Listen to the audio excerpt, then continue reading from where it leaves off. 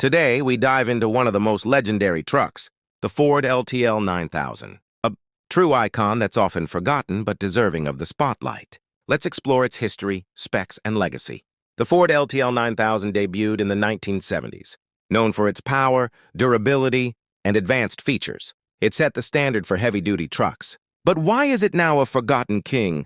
With its striking, bold design, the LTL 9000 had a futuristic front end.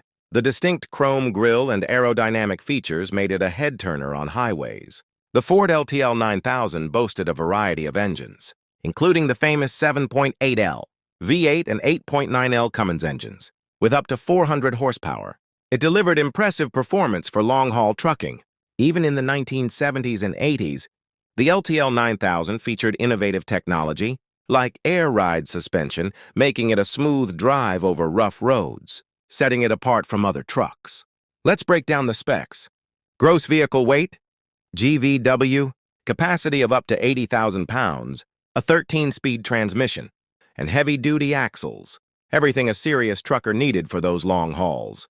The LTL 9000 influenced not only Ford but the entire trucking industry. Its robustness and reliability made it a favorite among fleet operators, especially for heavy-duty work. So, why did this beast fade into obscurity?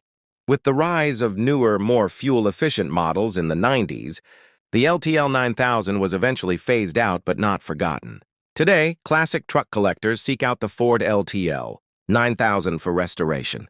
These trucks are becoming rare gems, cherished for their vintage charm and unmatched durability. Although the Ford LTL 9000 is no longer on the roads, its legacy remains strong.